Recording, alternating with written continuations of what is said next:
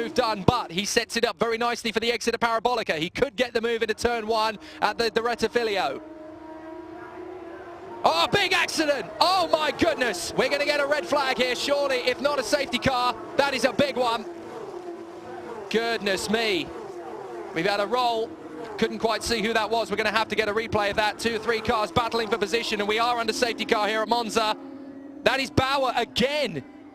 Chris Bauer having a nightmare season.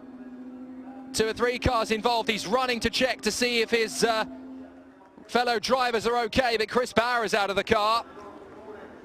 Well, they say lightning doesn't strike twice, but in 3 separate weekends, Chris Bauer has ended up in the wars at the end of the first lap. In there as well is one of the Italian guests. That is the 66, so that's Lopez. And I think the other one is Eisemann. So we'll double check, but it looks to me as though that is the number 4 of Patrick Eisemann in there as well. That was a really scary moment for Eisemann in particular. He was the one that rolled over, and it looks as though they are getting him out. Yes, they pulled him from the car. He's okay. Well, thank goodness for that. And the applause very well received from everyone around the circuit, from me in the box as well. Are you okay? Yes, I'm all right. I'm very shaken up. My world went upside down for a few seconds, but I am okay. That was a really, really nasty moment. I held my breath there. But it looks as though all 3 drivers are okay. They'll obviously take Eisemann for checks just to be sure.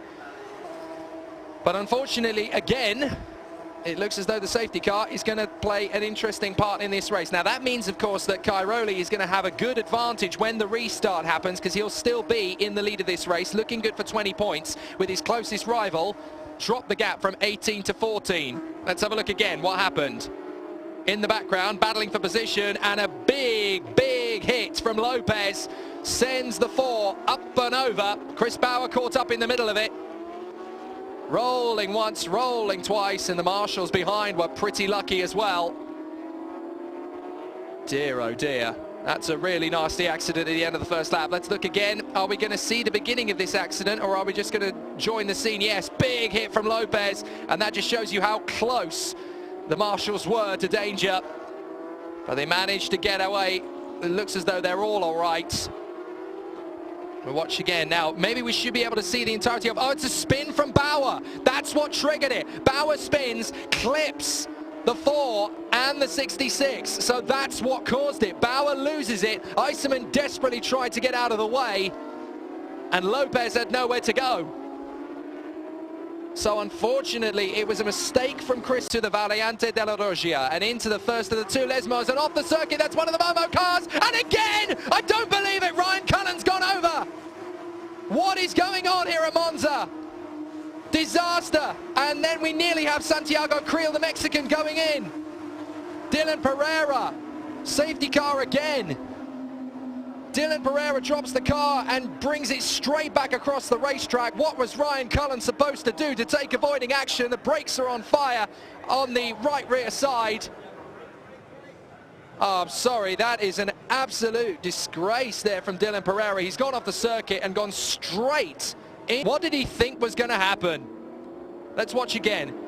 Couple of drivers have overshot, including Pereira. He throws it to the left side, brings it straight back on the circuit, and R.Cullen's there. I have never seen anybody flip on the exit of the Variante della Roggia in my entire life. Let's ride on board with Pereira. Let's see what he did. Now, in front of us, we've got a car going off. We've hopped over the curbs. We've lost the car. We've gone onto the gravel. So let's bring it straight back onto the racetrack. There's nobody there. Oh, no, wait. Yes, there is.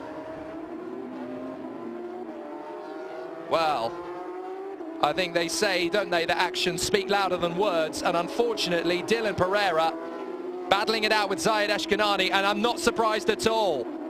Under investigation on that particular occasion, I would say, Dylan, you've really made a hash of that, and poor R.Cullen, absolutely blameless in that one. Well, R.Cullen walks away, thank goodness. So too does D.Pereira.